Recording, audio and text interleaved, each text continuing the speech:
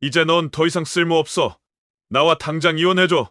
출산한 지 2시간도 채 안 됐습니다.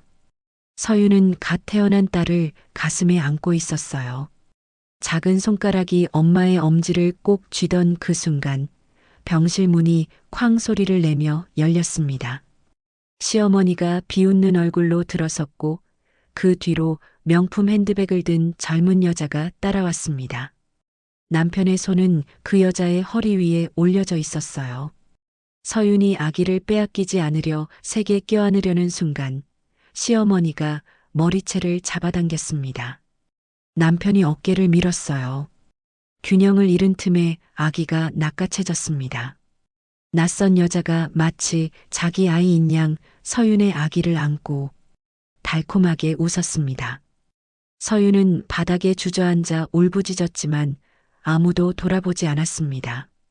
이틀 후 서윤에게 남은 건 아무것도 없었습니다. 공동명의라던 집은 남편 혼자의 명의였고 10년 모은 돈은 한 푼도 없었어요. 집도 남편도 딸도 모두 사라졌습니다. 하지만 이 여자는 결코 무너지지 않았습니다. 빼앗긴 모든 것을 되찾기 위한 싸움이 시작됩니다. 과연 서윤은 자신의 아이를 다시 품에 안을 수 있을까요?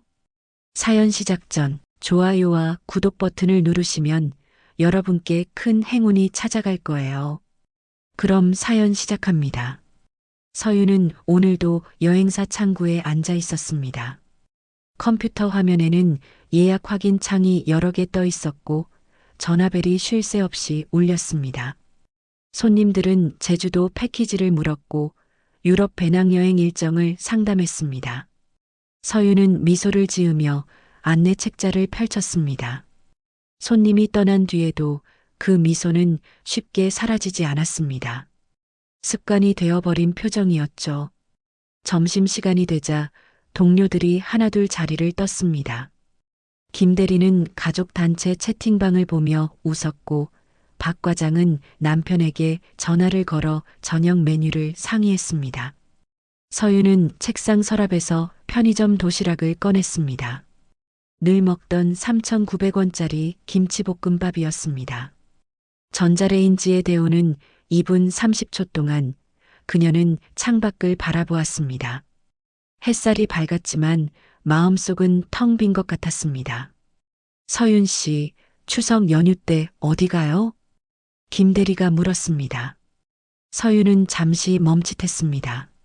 손에 든 플라스틱 포크가 살짝 떨렸습니다. 저는 그냥 집에 있으려고요. 쉬는 것도 여행이잖아요. 그녀는 밝게 웃으며 대답했습니다. 김 대리는 고개를 끄덕이며 자기 얘기를 이어갔습니다. 시댁 차례 준비며 친정 방문 계획이며 조카들 용돈 이야기였습니다. 서윤은 고개를 끄덕이며 들었습니다. 그러면서 속으로 되뇌었습니다. 괜찮아. 혼자도 잘해. 늘 그래왔듯이. 오후 3시쯤 현관문이 열리며 한 남자가 들어왔습니다. 38살쯤 되어 보이는 단정한 인상의 남자였습니다. 회색 재킷에 깔끔하게 다린 셔츠를 입었고 손에는 검은색 서류 가방을 들고 있었습니다. 그는 창구 앞에 서서 공손하게 인사했습니다. 안녕하세요. 단체 여행 상담 받고 싶은데요. 서윤은 자리에서 일어나 맞았습니다. 남자의 목소리는 차분했고 시선은 따뜻했습니다. 그는 회사 워크숍을 준비 중이라고 했습니다. 직원이 15명 정도이고 이틀 일정으로 강원도 쪽을 생각하고 있다고 설명했습니다. 서윤은 메모를 하며 몇 가지 질문을 던졌습니다. 예산은 어느 정도인지, 숙소 선호도는 어떤지, 식사는 포함할 건지 물었습니다. 남자는 대답하다가 문득 서윤을 물끄러미 바라보았습니다. 서윤은 시선을 느끼고 고개를 들었습니다.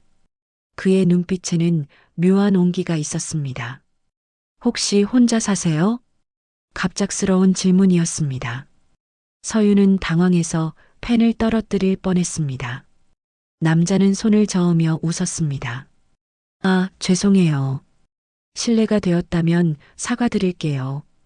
그냥 이 일하시는 분들 보면 늘 웃으시잖아요. 그런데 어딘가 외로워 보이셔서요. 서유는 얼굴이 뜨거워지는 걸 느꼈습니다. 그 말이 너무 정확했기 때문입니다. 그녀는 애써 웃으며 대답했습니다. 네, 혼자 지내고 있어요. 편하더라고요. 혼자 지내면 자유롭긴 하죠. 그런데 아플 때가 더 힘들잖아요. 남자의 말에 서유는 할 말을 잃었습니다.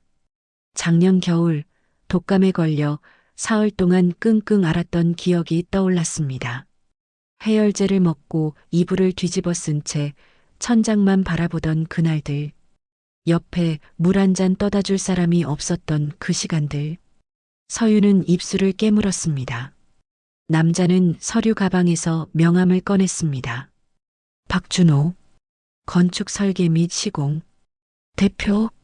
명함은 깔끔했고 모서리가 반듯했습니다. 견적 좀 더 알아보고 다시 올게요. 내일쯤 괜찮을까요? 서유는 고개를 끄덕였습니다. 준호는 다시 한번 공손하게 인사하고 나갔습니다. 문이 닫힌 뒤에도 서유는 한동안 그 자리에 서 있었습니다. 손에 쥔 명함이 묘하게 따뜻하게 느껴졌습니다. 퇴근길 서유는 지하철을 탔습니다. 빈 좌석에 앉아 가방을 무릎에 올려놓았습니다. 낡은 인조 가죽 가방이었습니다. 이 가방은 대학 시절부터 쓴 것이었습니다.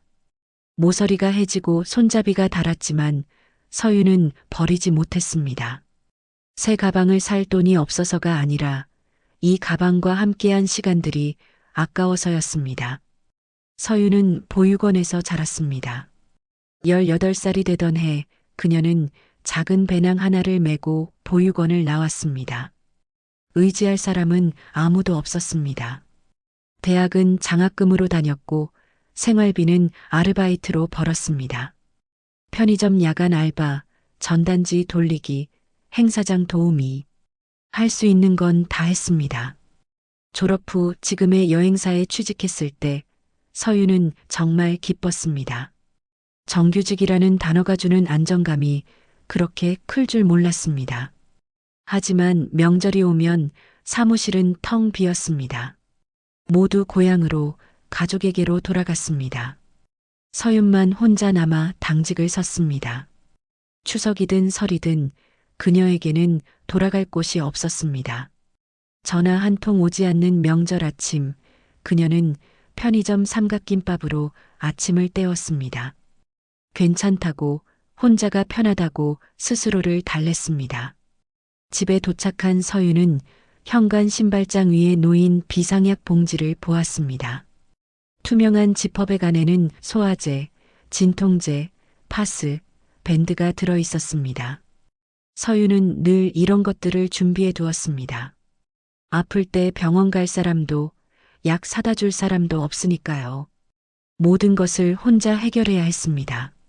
그날 밤 서유는 침대에 누워 천장을 바라보았습니다. 준호의 말이 자꾸 떠올랐습니다. 혼자 지내면 아플 때가 더 힘들잖아요. 그 말은 위로처럼 들렸지만 동시에 아프게 다가왔습니다. 누군가 자신을 알아본 것 같았습니다. 겉으로는 괜찮은 척하지만 속으로는 외로운 사람이라는 걸. 서유는 눈을 감았습니다. 내일 그가 다시 올까요? 그냥 인사치레였을까요? 아니면 정말 견적을 받으러 올까요? 그녀는 알 수 없었습니다. 하지만 이상하게도 가슴 한쪽이 두근거렸습니다. 오랜만에 느끼는 기대감이었습니다. 다음 날 오후 준호는 약속대로 다시 나타났습니다. 이번엔 손에 커피 2잔을 들고 있었습니다. 어제 상담하느라 고생하셨을 것 같아서요. 커피 괜찮으시죠? 서유는 놀라 눈을 깜빡였습니다. 고객이 직원에게 커피를 사오는 경우는 처음이었습니다. 그녀는 조심스럽게 커피를 받았습니다. 따뜻한 컵의 온기가 손바닥에 전해졌습니다. 감사합니다. 그런데 이러실 필요 없으신데요? 아니에요. 제가 마시고 싶어서 산 건데 혼자 마시기 그래서요. 준호는 환하게 웃었습니다. 그의 미소는 진심처럼 보였습니다. 서윤은 그 미소에 이끌려 덩달아 웃었습니다. 오랜만에 누군가와 함께 웃는 기분이었습니다. 견적 상담은 생각보다 오래 걸렸습니다. 준호는 꼼꼼하게 물었고 서윤은 성실하게 답했습니다. 그러다 자연스럽게 사는 얘기로 넘어갔습니다. 준호는 서윤이 혼자 산다는 걸 알고 퇴근 후에는 뭘 하는지 물었습니다. 그냥 집에서 쉬죠. 드라마 보거나 책 읽거나요. 저녁은요? 매일 혼자 드세요? 네. 편해요. 눈치 볼 일도 없고. 서윤은 웃으며 대답했지만 목소리 끝이 살짝 떨렸습니다. 준호는 그 떨림을 놓치지 않았습니다. 그는 고개를 천천히 끄덕이며 말했습니다. 혼자 밥 먹는 게 편할 순 있죠. 하지만 가끔은 누군가와 함께 먹는 것도 좋아요. 밥이 더 맛있거든요. 그날 이후로 준호는 자주 들렀습니다. 처음엔 견적 확인 때문이라고 했지만 점차 그냥 들르는 날이 많아졌습니다. 어떤 날은 도시락을 사왔고 어떤 날은 차를 마시자며 근처 카페로 데려갔습니다. 서윤은 처음엔 부담스러웠지만 거절할 수가 없었습니다. 누군가 자신에게 관심을 보인다는 게 낯설면서도 좋았습니다. 그리고 서윤은 알지 못했습니다. 준호의 그 따뜻한 미소 뒤에 무엇이 숨어 있는지, 그가 서류 가방 안에 무엇을 준비하고 있는지, 그의 전화기에 저장된 또 다른 이름이 있다는 것을. 준호는 약속을 지키는 사람이었습니다. 아니, 적어도 그렇게 보였습니다. 그는 일주일에 3번씩 여행사에 들렀습니다. 처음엔 워크숍 일정을 확정 짓는다는 명분이었지만 점차 그냥 들르는 날이 많아졌습니다.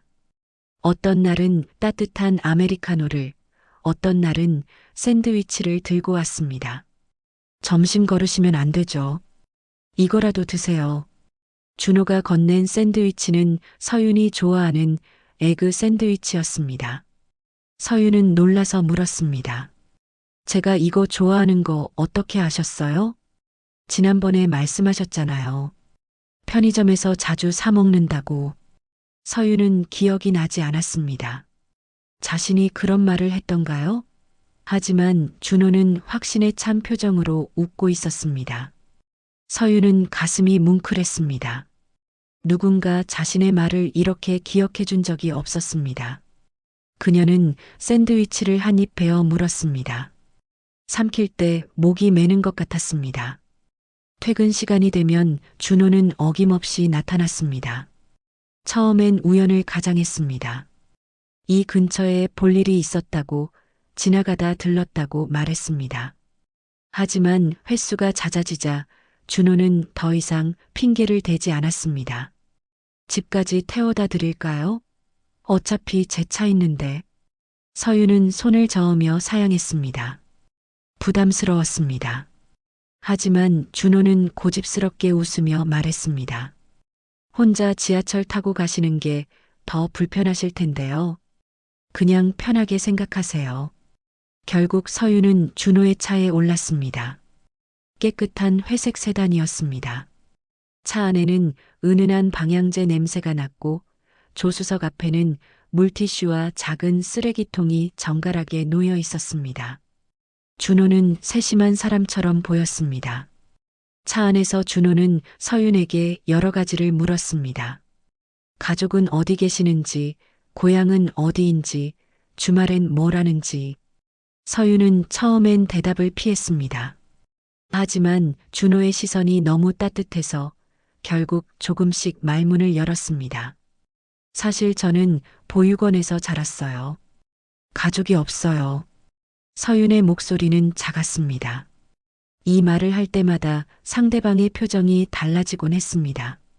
동정 어린 눈빛이거나 불편한 침묵이거나. 하지만 준호는 달랐습니다.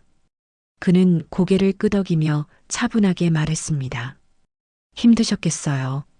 그런데도 이렇게 멋지게 사시잖아요. 혼자 대학 나오고 직장 다니고 정말 대단하세요. 서윤은 눈시울이 뜨거워졌습니다. 누군가 자신을 대단하다고 말해준 적이 없었습니다. 늘 불쌍하다는, 안 됐다는 말만 들었습니다. 하지만 준호는 달랐습니다. 그는 서윤을 동정하지 않았습니다. 오히려 존중하는 눈빛이었습니다. 당신은 혼자서도 훌륭했어요. 그걸 꼭 기억하세요. 준호의 말은 마치 주문처럼 서윤의 마음속에 박혔습니다. 그날 밤 서윤은 침대에 누워 그 말을 되뇌었습니다. 혼자서도 훌륭했다. 그 말이 주는 위로가 얼마나 큰지 준호는 알고 있는 것 같았습니다. 2개월이 흘렀습니다. 서윤과 준호는 거의 매일 만났습니다. 준호는 서윤이 좋아하는 음식을 기억했고 힘들어하는 날엔 말없이 커피를 건넸습니다. 비 오는 날이면 우산을 들고 나타났고 추운 날엔 핫팩을 건넸습니다. 서윤은 점점 준호에게 기대게 되었습니다. 어느 금요일 저녁이었습니다. 준호는 평소보다 조금 일찍 나타났습니다. 손에는 작은 꽃다발을 들고 있었습니다. 노란 튤립이었습니다. 이거 받아주시겠어요? 서윤은 얼굴이 붉어졌습니다. 사무실에 있던 동료들이 힐끗힐끗 쳐다보았습니다. 서윤은 작은 목소리로 물었습니다. 왜 이러세요? 갑자기가 아니에요. 계속 마음에 두고 있었어요. 서윤 씨, 저랑 연애해 주시겠어요? 준호의 목소리는 진지했습니다. 서윤은 심장이 쿵쾅거리는 걸 느꼈습니다. 이게 꿈인가 싶었습니다. 자신 같은 사람을, 가족도 없고 배경도 없는 사람을 누군가 좋아해 준다는 게 믿기지 않았습니다. 저 같은 사람이요? 당신 같은 사람이요. 강하고 성실하고 따뜻한 사람. 서윤은 고개를 끄덕였습니다. 눈물이 날 것 같았지만 꾹 참았습니다. 그날 밤 서윤은 생전 처음으로 행복하다는 감정이 무엇인지 알았습니다. 누군가 자신을 필요로 한다는 것, 누군가 자신을 기다린다는 것, 그게 얼마나 큰 의미인지 깨달았습니다. 하지만 서윤이 모르는 것이 있었습니다. 그날 밤 늦게 준호는 차 안에서 전화를 걸었습니다. 조용한 목소리로 속삭였습니다. 유미야, 계획 잘 가고 있어. 전화 너머에서 여자의 목소리가 들렸습니다. 확실해? 그 여자 정말 돈 있는 거 맞아? 통장 확인했어. 10년 넘게 모은 돈이야. 집 계약금 충분해. 그리고 애 낳으면 보험금도 들어와. 서두르지 마. 의심받으면 안 돼. 알아. 천천히 확실하게 할게. 준호는 전화를 끊고 백미러를 보았습니다. 거울 속 그의 얼굴은 차갑게 식어 있었습니다. 낮에 서윤에게 보여준 따뜻한 미소는 어디에도 없었습니다. 그는 조수석에 놓인 검은 파일철을 꺼냈습니다. 파일을 펼치자 서윤의 이름이 적힌 서류들이 가지런히 정리되어 있었습니다. 통장 사본, 주민등록 등본, 건강보험 납부 내역. 하나하나 준비한 흔적이 역력했습니다. 준호는 파일철을 닫으며 낮게 중얼거렸습니다. 미안하지만 이건 사업이야. 그는 시동을 걸고 어둠 속으로 사라졌습니다. 한편 서윤은 자신의 작은 원룸에서 노란 튤립을 물병에 꽂았습니다. 꽃잎이 살랑거릴 때마다 그녀는 미소 지었습니다. 창밖엔 별이 빛나고 있었습니다. 서윤은 오랜만에 내일이 기다려졌습니다. 준호를 만날 생각을 하니 가슴이 설렜습니다. 그 후로 둘의 관계는 빠르게 깊어졌습니다. 준호는 주말마다 서윤을 만났습니다. 바닷가에도 가고 산책로도 걸었습니다. 평범하지만 행복한 시간들이었습니다. 준호는 늘 서윤의 말을 경청했습니다. 보육원 시절 이야기도 혼자 대학 다니던 이야기도 모두 진지하게 들어주었습니다. 정말 힘들었겠어요. 근데 그걸 다 이겨냈잖아요. 준호는 서윤의 손을 꼭 잡았습니다. 서윤은 그 손의 온기가 진짜라고 믿었습니다. 그가 하는 모든 말이 진심이라고 믿었습니다. 어느 일요일 오후 둘은 한강공원을 걷고 있었습니다. 준호가 갑자기 걸음을 멈추고 서윤을 바라보았습니다. 서윤 씨, 우리 시간이 아까워요. 무슨 말씀이세요? 이렇게 좋은데 왜 천천히 가야 해요? 우리 결혼해요. 서윤은 숨이 멎는 것 같았습니다. 결혼. 그 단어가 주는 무게가 얼마나 큰지 알고 있었습니다. 하지만 준호의 눈빛은 진지했습니다. 그는 서윤의 두 손을 잡고 말했습니다. 저는 진심이에요. 당신과 가족이 되고 싶어요. 이제 혼자가 아니라 함께 살고 싶어요. 서윤은 눈물을 흘렸습니다. 가족. 그녀가 평생 갈망하던 단어였습니다. 준호는 서윤의 눈물을 닦아주며 다정하게 웃었습니다. 서윤은 고개를 끄덕였습니다. 마음속으로 기도했습니다. 이 행복이 오래가기를, 이 사람이 진심이기를. 하지만 서윤은 몰랐습니다. 준호의 파일철이 점점 두꺼워지고 있다는 것을, 그 안에 보험 서류와 재산 관련 문서들이 하나씩 추가되고 있다는 것을, 그리고 이유미라는 여자가 그 모든 걸 설계하고 있다는 것을. 서윤은 그저 행복했습니다. 처음으로 자신을 필요로 하는 사람이 생겼습니다. 이제 명절에 혼자가 아니라는 생각에 가슴이 벅찼습니다. 그녀는 준호를 믿었습니다. 그의 따뜻한 말들을, 다정한 손길을 모두 진심이라고 믿었습니다. 그것이 서윤의 첫 번째 실수였습니다. 결혼 준비는 놀라울 만큼 빨랐습니다. 프로포즈를 받은 지 한 달도 안 돼 서윤은 예식장을 예약했습니다. 준호는 서두르는 이유를 이렇게 설명했습니다. 우리 나이도 있고 시간이 아까워요. 사랑하는 사람과 빨리 가정을 꾸리고 싶어요. 서윤은 고개를 끄덕였습니다. 사실 그녀도 같은 마음이었습니다. 34의 나이에 처음으로 만난 진심. 이 행복이 사라질까봐 두려웠습니다. 빨리 가족이 되고 싶었습니다. 하지만 한 가지 이상한 점이 있었습니다. 준호는 상견례를 하지 않자고 했습니다. 부모님이 워낙 조용하신 분들이세요. 결혼식 날 뵙는 게 어때요? 그게 더 편하실 거예요. 서윤은 조금 망설였습니다. 시부모님을 한 번도 보지 않고 결혼한다는 게 이상하게 느껴졌습니다. 하지만 자신도 보여드릴 친정이 없었습니다. 보육원 출신이라는 사실을 준호 부모님께 어떻게 말해야 할지도 막막했습니다. 결국 서윤은 준호의 제안을 받아들였습니다. 결혼식은 작은 예식장에서 조촐하게 치렀습니다. 서윤 쪽 하객은 회사 동료 몇 명이 전부였습니다. 준호 쪽에는 20명 남짓한 사람들이 있었습니다. 서윤은 웨딩드레스를 입고 버질로드를 혼자 걸었습니다. 팔짱을 끼고 함께 걸어줄 아버지가 없었습니다. 발걸음이 떨렸지만 서윤은 웃으며 앞으로 나아갔습니다. 식이 끝나고 피로 연장에서 서윤은 시어머니를 처음 만났습니다. 최정옥, 63세 여자였습니다. 회색 한복을 단정하게 입었고 머리는 깔끔하게 뒤로 넘겼습니다. 표정은 차가웠습니다. 서윤이 인사를 건넸습니다. 어머님, 처음 뵙겠습니다. 잘 부탁드립니다. 시어머니는 서윤을 위아래로 훑어보았습니다. 마치 물건을 평가하듯 냉정한 시선이었습니다.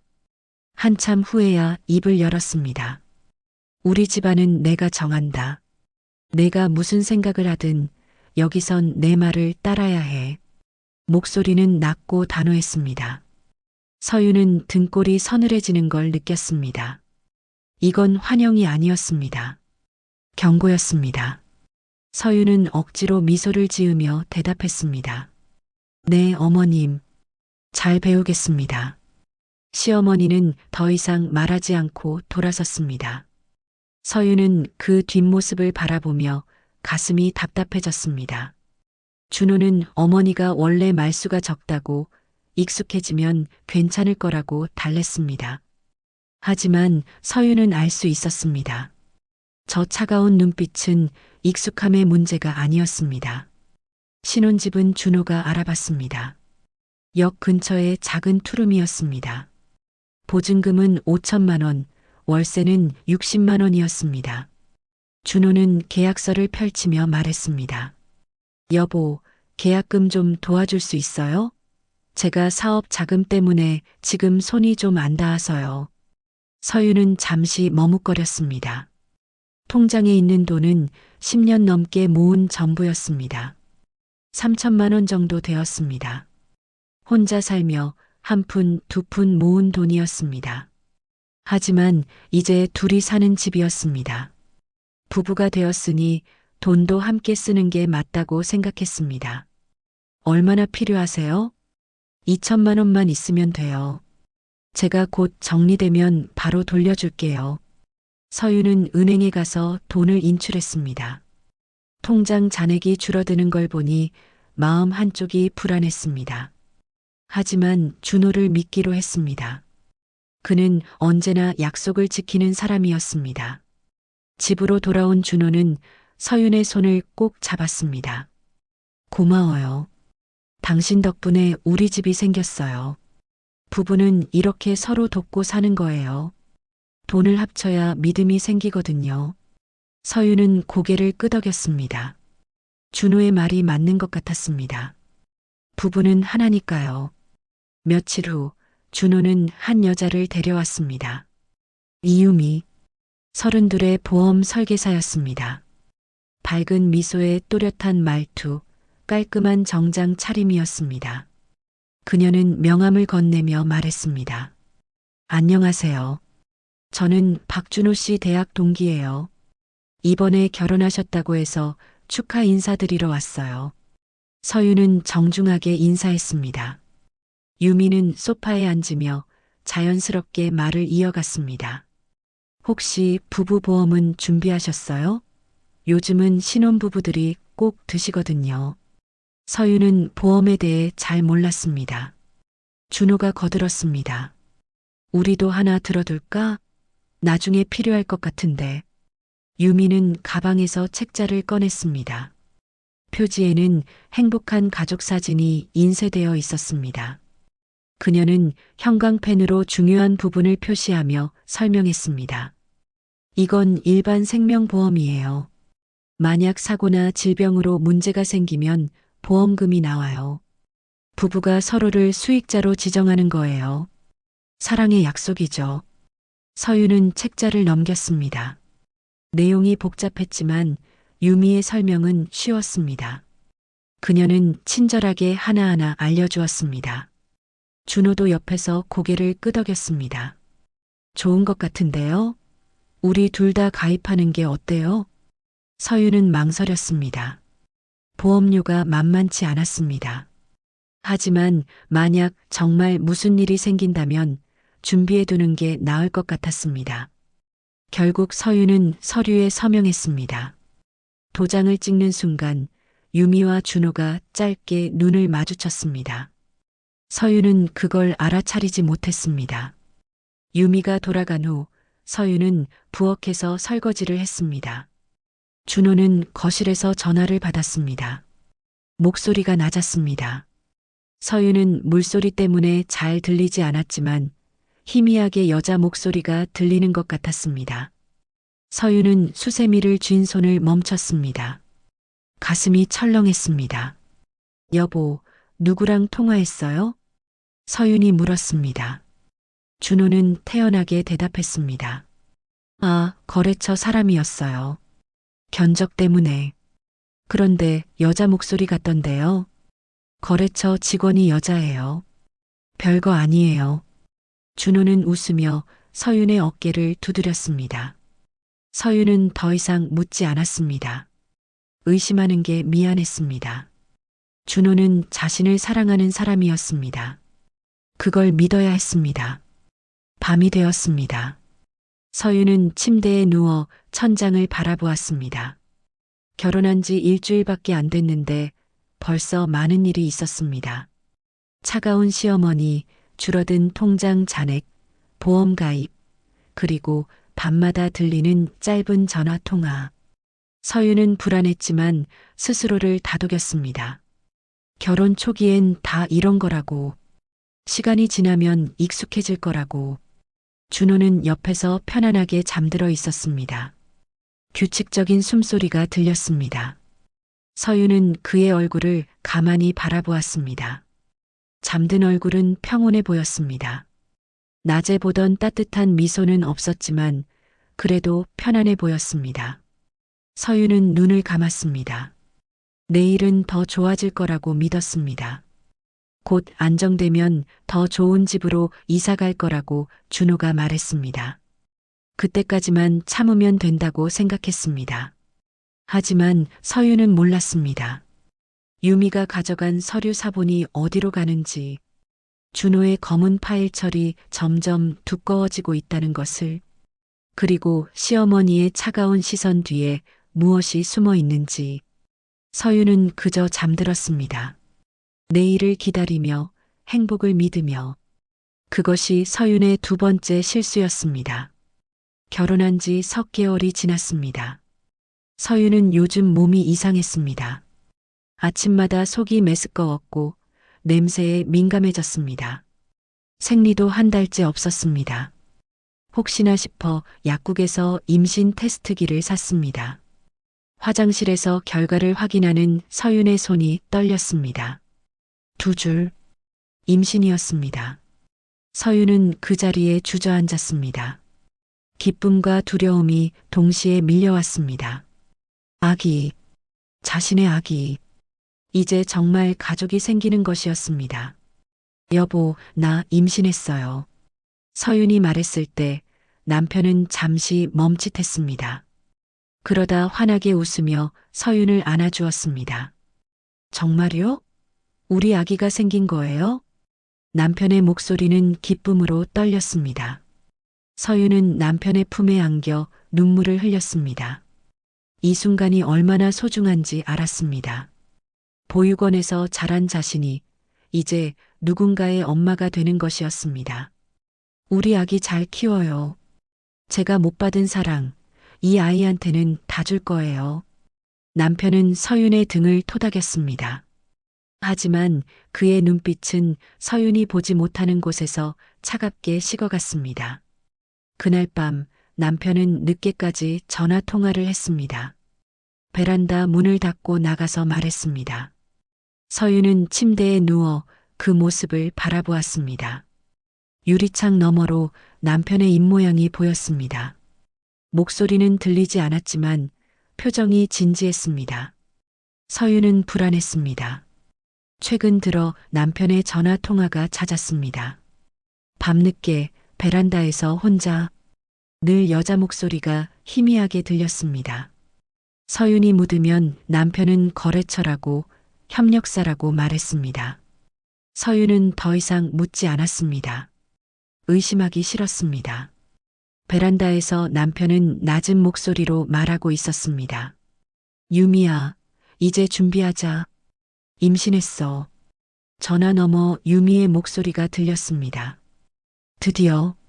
그럼 이제 서류 정리할게. 생명보험 추가하고 재산 처분 위임장도 받아야 해. 너무 급하게 하면 의심받아. 천천히 자연스럽게.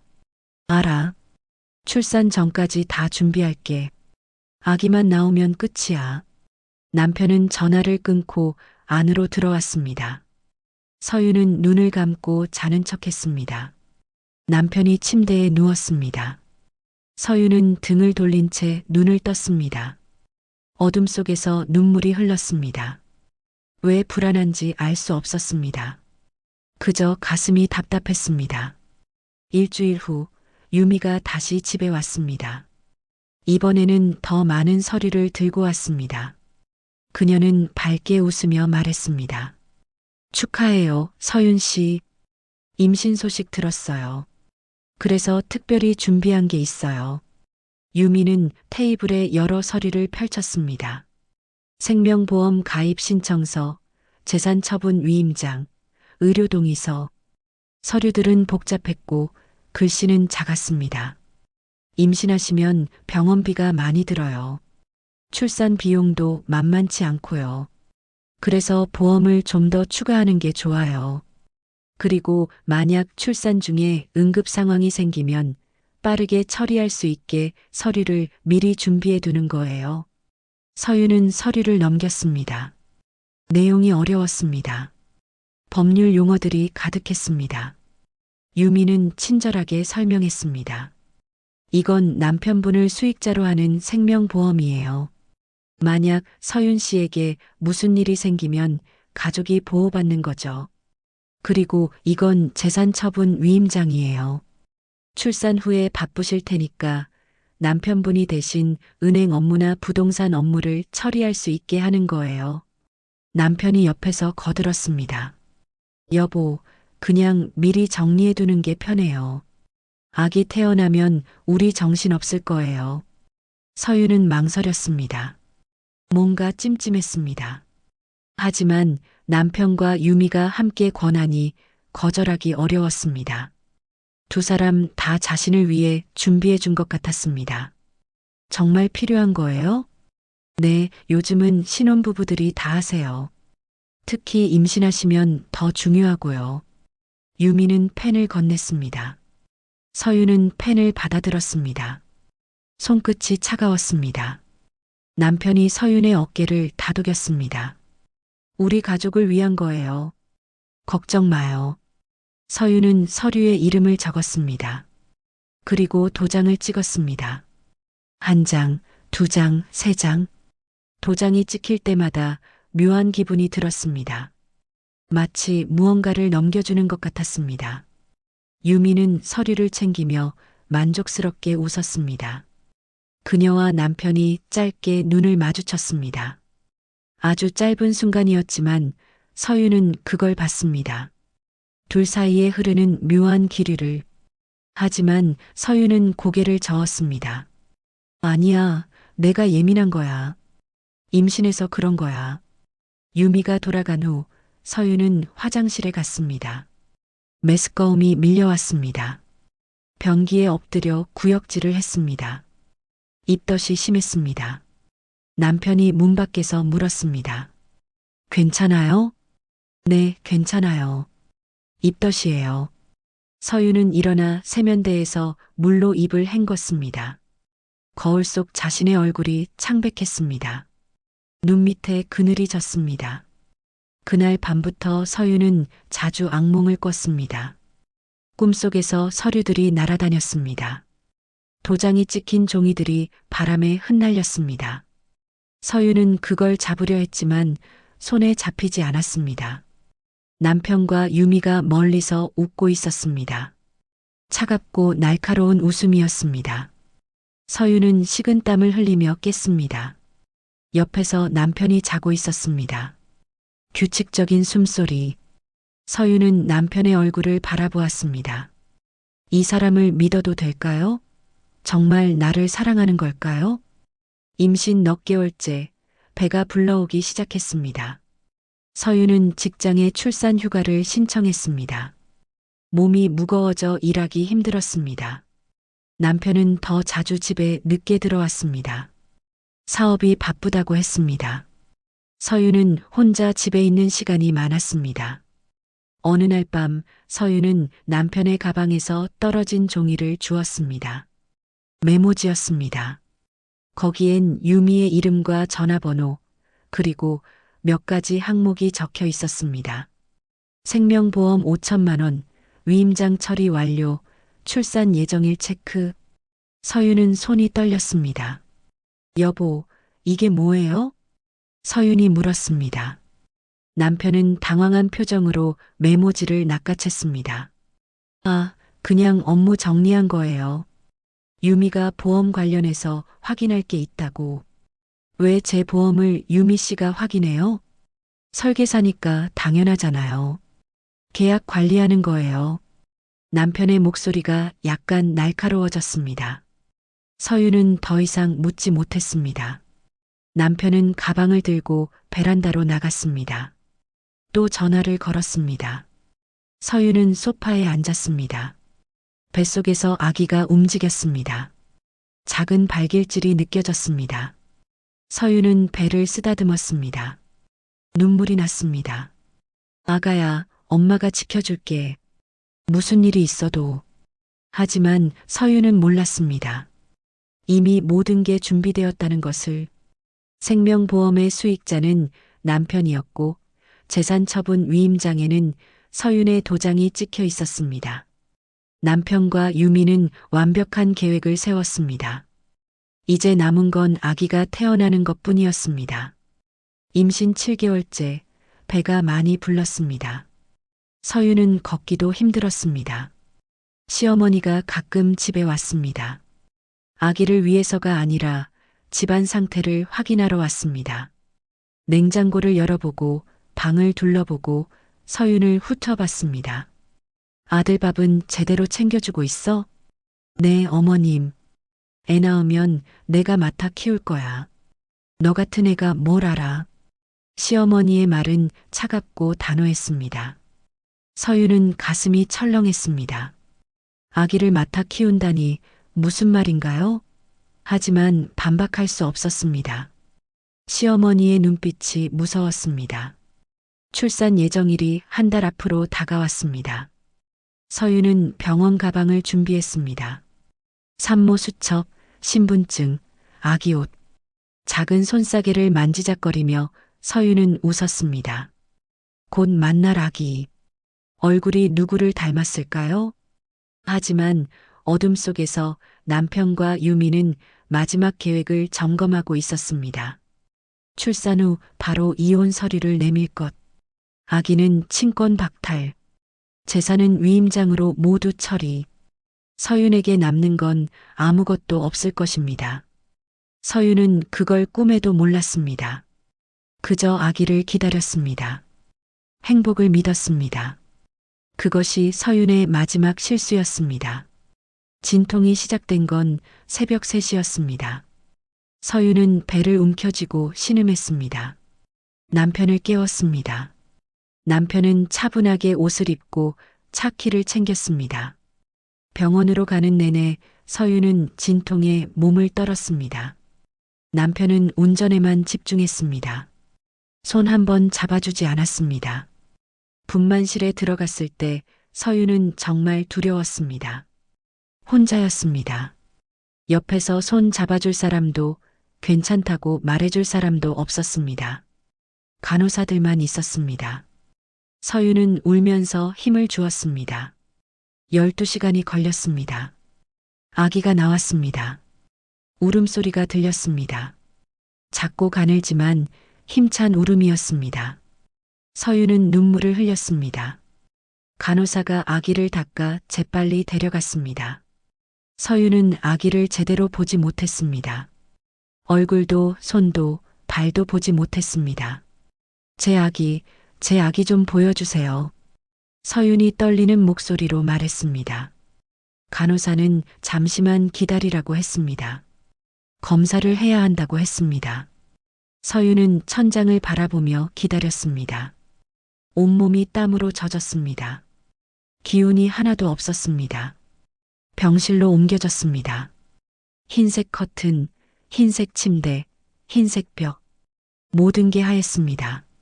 서윤은 침대에 누워 숨을 몰아쉬었습니다. 아기는 아직 오지 않았습니다. 남편도 보이지 않았습니다. 1시간쯤 지났을까요? 병실 문이 열렸습니다. 남편이 들어왔습니다. 손에는 서류 봉투를 들고 있었습니다. 표정이 차갑게 식어 있었습니다. 서윤이 본 적 없는 표정이었습니다. 남편은 침대 옆 테이블에 봉투를 내려놓았습니다. 탁 소리가 났습니다. 무거운 소리였습니다. 이혼하자. 남편의 목소리는 낮고 평평했습니다. 감정이 하나도 없었습니다. 서윤은 귀를 의심했습니다. 뭐라고요? 방금 뭐라고 했나요? 무슨 말씀이세요? 저 방금 애 낳았어요. 우리 아기 낳았다고요. 서윤의 목소리가 떨렸습니다. 남편은 고개를 천천히 저었습니다. 너 할 일은 끝났어. 이제 필요 없어. 서윤은 숨이 막히는 것 같았습니다. 필요 없다니. 무슨 뜻인가요? 남편의 눈을 바라보았습니다. 그 눈은 낯설었습니다. 차갑고 비어 있었습니다. 사랑이라곤 찾아볼 수 없었습니다. 여보, 농담하시는 거죠? 무슨 일이에요? 제가 뭘 잘못했어요? 서윤이 손을 뻗었습니다. 남편은 한 걸음 뒤로 물러섰습니다. 서윤의 손은 허공을 잡았습니다. 농담 아니야. 처음부터 계획이었어. 너 돈이랑 아기만 필요했어. 남편의 말은 칼처럼 날카로웠습니다. 서윤은 머리가 하얘졌습니다. 계획. 처음부터. 그럼 그동안의 모든 게 거짓이었나요? 그 따뜻한 말들도, 다정한 손길도 모두 거짓이었나요? 우리 아기는요? 우리 아기는 어디 있어요?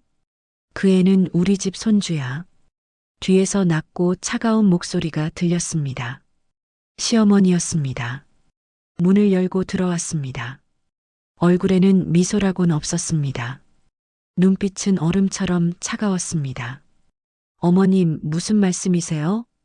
그 애는 우리 박씨 집안 손주야. 너 같은 처지의 여자가 키울 자격 없어. 보육원 출신이 무슨 엄마 노릇을 해. 시어머니의 말은 잔혹했습니다. 서윤은 가슴이 무너지는 것 같았습니다. 보육원 출신? 그게 왜 문제인가요? 그게 왜 아기를 빼앗을 이유가 되나요? 안 돼요. 그건 제 아기예요.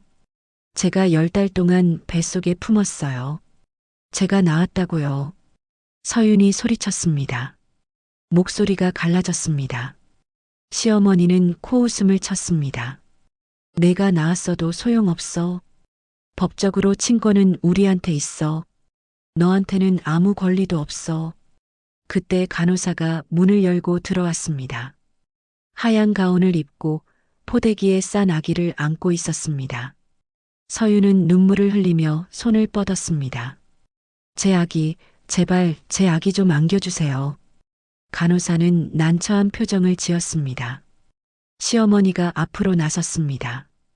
이 아기는 제가 데려갑니다. 친권자 동의 받았어요. 간호사는 고개를 끄덕이고 시어머니에게 아기를 건넸습니다. 서윤은 침대에서 일어나려 했습니다. 하지만 몸에 힘이 없었습니다.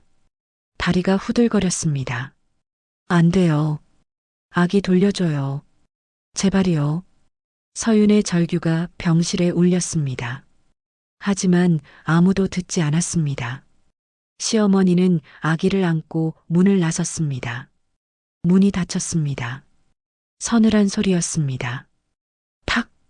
서윤은 침대에서 떨어질 듯 몸을 내밀었습니다. 복도를 향해 소리쳤습니다. 아기, 내 아기, 돌려줘요. 제발.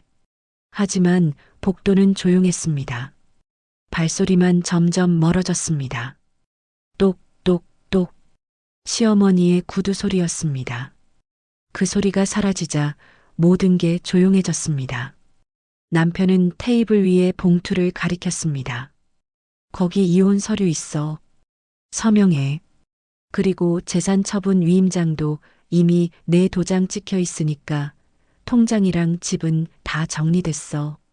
서윤은 고개를 저었습니다. 믿을 수 없었습니다.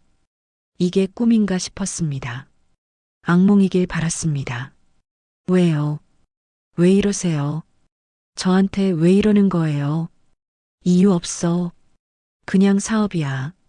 난 돈이 필요했고, 넌 딱 좋은 사람이었어. 가족 없고, 외롭고, 돈 좀 있고, 완벽했지. 남편의 말은 기계처럼 냉정했습니다. 서윤은 울었습니다. 목 놓아 울었습니다. 남편은 그 모습을 무표정하게 바라보았습니다. 너한테 남은 건 없어. 집도 없고, 돈도 없고, 아기도 없어. 알아서 나가.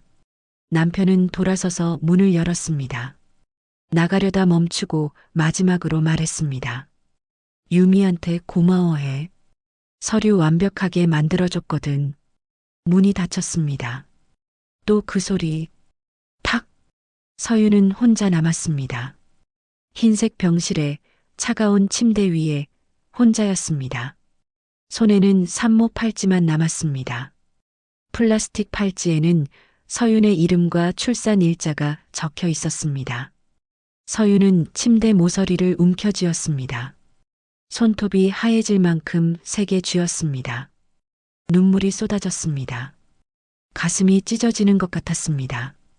뱃속은 텅 비었고 팔은 비었고 마음도 비었습니다. 얼마나 울었을까요? 간호사가 다시 들어왔습니다. 괜찮냐고 물었습니다. 서윤은 대답하지 못했습니다. 간호사는 진통제를 놓고 나갔습니다. 문이 또 닫혔습니다. 서윤은 천장을 바라보았습니다. 형광등이 하얗게 빛났습니다. 눈이 부셨습니다. 눈을 감았습니다. 어둠 속에서 아기 울음소리가 들리는 것 같았습니다. 환청이었습니다. 이틀 후 서윤은 병원을 나왔습니다. 몸은 회복되지 않았지만 더 이상 머물 수 없었습니다. 병원비도 남편이 끊어버렸습니다. 서윤은 낡은 가방 하나를 들고 병원 문을 나섰습니다. 가방 안에는 옷 몇 벌과 산모 수첩, 그리고 젖은 담요 한 장이 전부였습니다. 밖은 추웠습니다. 바람이 불었습니다. 서윤은 길 한가운데 서서 사방을 둘러보았습니다. 갈 곳이 없었습니다. 집도 가족도 돈도 아기도 없었습니다. 서윤은 한 걸음씩 걸었습니다. 어디로 가는지 알 수 없었습니다. 그저 걸었습니다. 다리가 떨렸지만 멈추지 않았습니다. 멈추면 무너질 것 같았습니다. 하늘이 흐렸습니다. 곧 비가 올 것 같았습니다. 서윤은 고개를 들어 하늘을 보았습니다. 눈물이 또 흘렀습니다. 혼자였습니다. 또 혼자가 되었습니다. 사흘 동안 서윤은 거리를 헤맸습니다. 지하철역 벤치에서 자고 편의점 화장실에서 몸을 씻었습니다. 가방 속 돈은 얼마 없었습니다. 10,000원짜리 3장이 전부였습니다. 밥은 편의점 삼각김밥으로 때웠습니다. 하루에 하나씩만 먹었습니다. 몸이 아팠습니다. 출산한 지 얼마 안 됐는데 제대로 쉬지 못했습니다. 배가 아프고 다리가 저렸습니다. 하지만 갈 곳이 없었습니다. 병원도 갈 수 없었습니다. 돈이 없었습니다.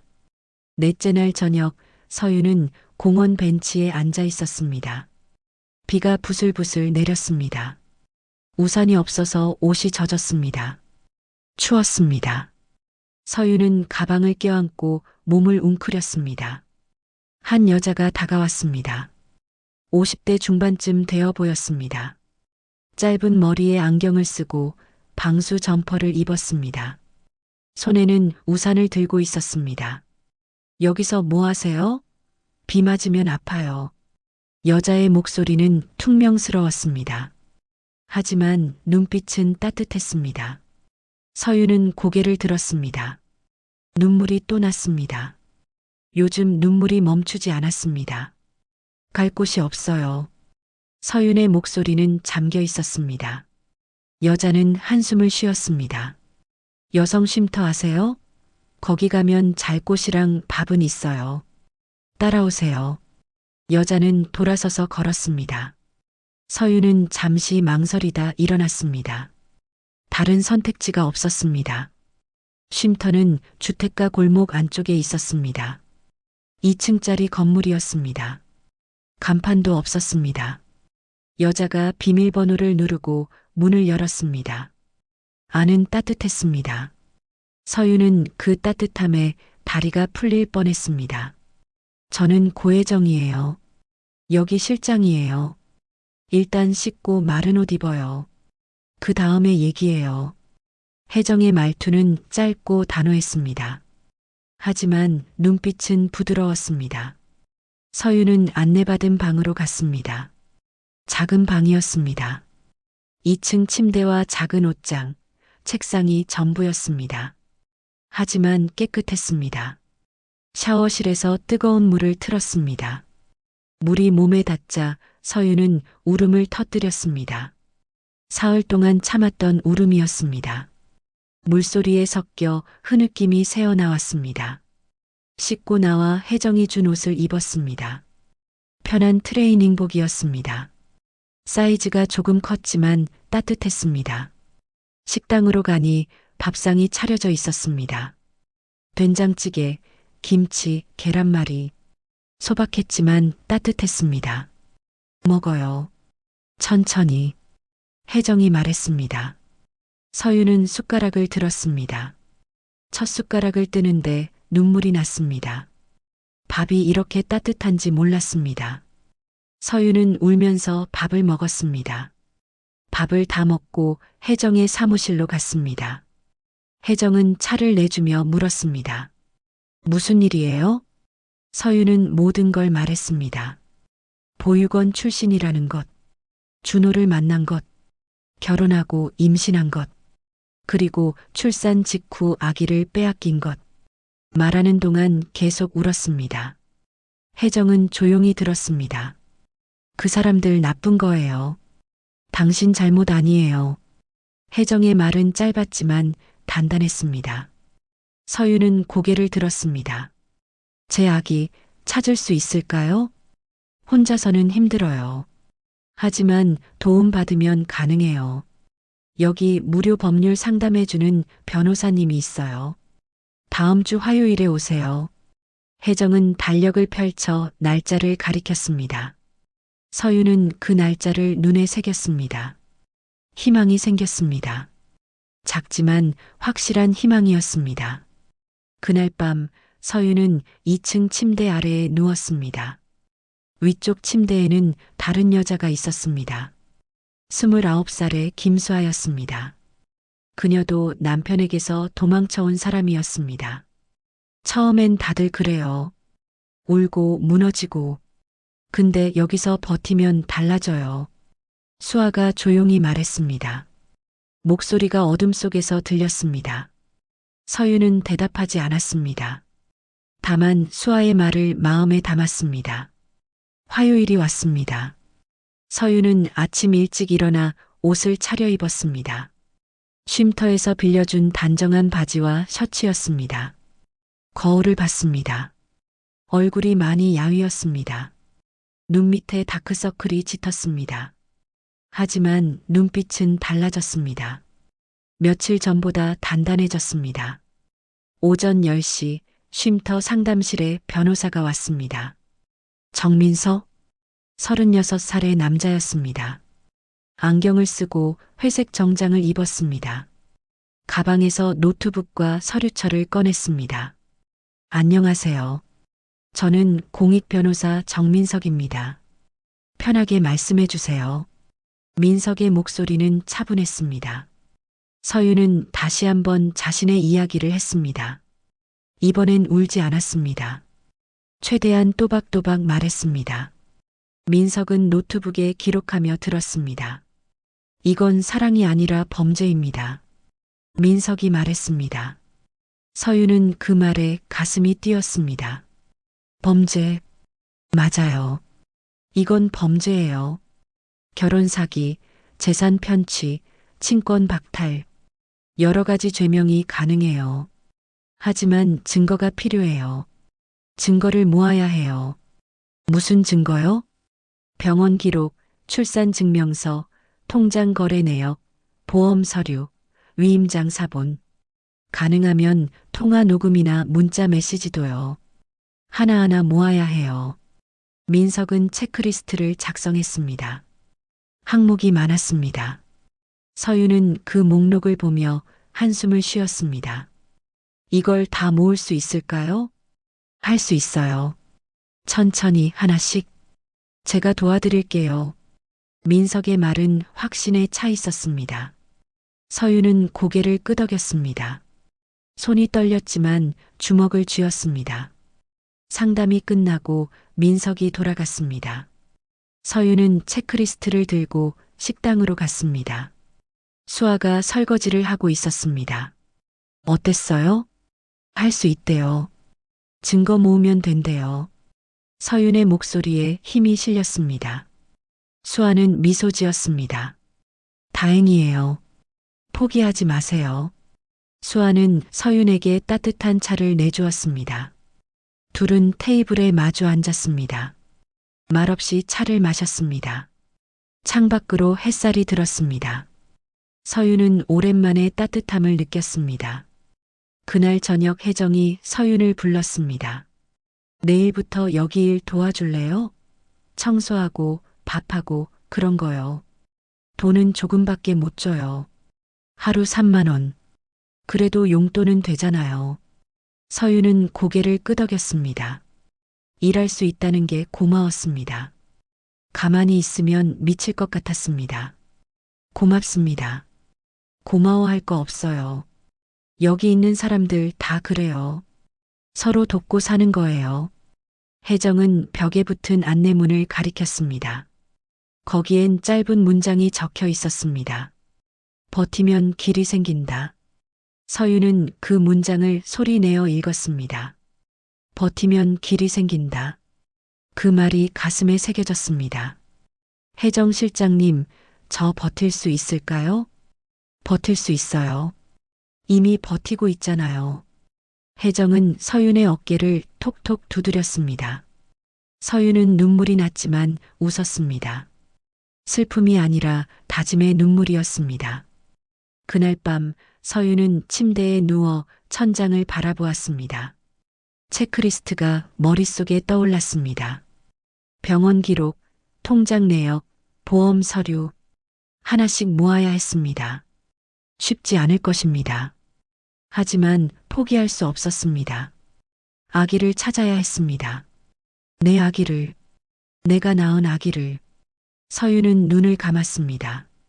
오랜만에 악몽 없이 잠들었습니다.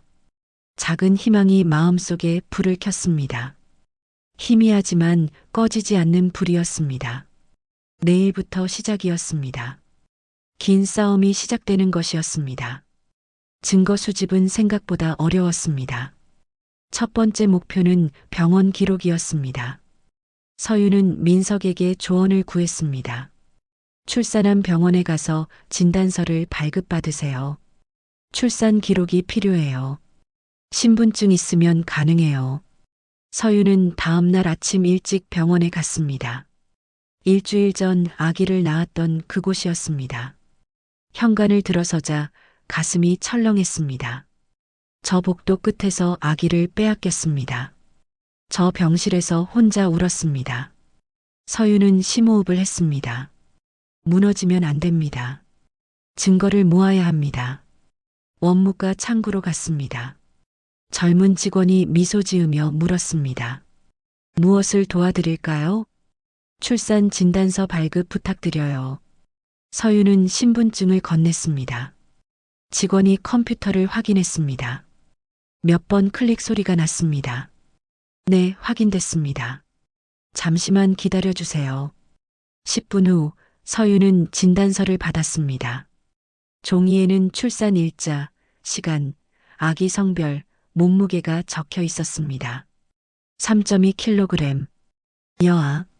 서윤은 그 글씨를 손으로 쓰다듬었습니다. 눈물이 났지만 참았습니다. 감사합니다. 병원을 나와 쉼터로 돌아왔습니다. 민석에게 진단서를 보여줬습니다. 민석은 고개를 끄덕였습니다. 좋아요. 첫 번째 증거 확보했어요. 이제 통장 거래 내역이 필요해요. 통장 거래 내역을 받는 건 복잡했습니다. 결혼 후 통장은 남편이 관리했습니다. 비밀번호도 바뀌어 있었습니다. 서윤은 은행에 갔습니다. 창구 직원에게 사정을 설명했습니다. 본인 명의 통장인데 비밀번호를 모르겠어요. 거래 내역 좀 받을 수 있을까요? 신분증하고 도장 있으세요? 신분증은 있는데 도장은 없어요. 그럼 본인 확인 절차 거쳐야 해요. 여기 앉아서 기다려주세요. 서윤은 대기 의자에 앉았습니다. 30분을 기다렸습니다. 직원이 불렀습니다. 몇 가지 질문에 답했습니다. 이전 거주지, 가입 날짜, 마지막 거래액. 서윤은 기억을 더듬어 대답했습니다. 확인됐습니다. 거래 내역 출력해 드릴게요. 종이가 프린터에서 나왔습니다. 여러 장이었습니다. 서윤은 그 종이들을 받아들었습니다. 손이 떨렸습니다. 숫자들이 눈에 들어왔습니다. 결혼 직후 2천만 원 출금, 3개월 후 500만 원 출금, 출산 2주일 전 300만 원 출금. 통장은 거의 비어 있었습니다. 서윤은 입술을 깨물었습니다. 10년 넘게 모은 돈이었습니다. 그 돈으로 신혼집 계약금을 냈다고 했습니다. 하지만 집은 어디 있나요? 서윤은 아무것도 받지 못했습니다. 은행을 나와 부동산 등기소에 갔습니다. 민석이 알려준 대로 등기부 등본을 발급받았습니다. 신혼집 주소로 조회했습니다. 결과를 보고 서윤은 숨이 막혔습니다. 집 명의는 남편 이름이었습니다. 서윤의 이름은 어디에도 없었습니다. 계약금을 낸 사람은 서윤인데 집 주인은 남편이었습니다. 사기예요. 완전히 사기였어요. 서윤은 혼잣말을 했습니다. 지나가던 사람들이 쳐다봤지만 신경 쓰지 않았습니다. 분노가 치밀어 올랐습니다. 하지만 이 분노를 증거로 만들어야 했습니다. 다음은 보험과 위임장 서류였습니다. 이건 더 어려웠습니다. 서류는 유미가 가져갔습니다. 서윤은 보험회사에 전화했습니다. 제 명의로 가입된 보험 확인하고 싶어요. 성함이랑 주민등록번호 말씀해 주세요. 정보를 말했습니다. 잠시 후 상담원이 대답했습니다. 네, 생명보험 하나 가입되어 있으시네요. 수익자는 박준호님으로 되어 있어요. 서윤은 입이 바싹 말랐습니다. 보험금은 얼마예요? 5천만 원입니다. 서류 사본 받을 수 있나요? 우편으로 보내드릴게요. 주소 알려주세요. 서윤은 쉼터 주소를 알려줬습니다. 일주일 후 서류가 도착했습니다. 서윤은 봉투를 뜯으며 손이 떨렸습니다. 계약서를 펼쳤습니다.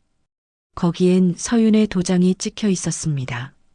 수익자란에는 준호의 이름이 적혀 있었습니다. 서윤은 그 서류를 파일에 끼웠습니다. 파일이 점점 두꺼워졌습니다.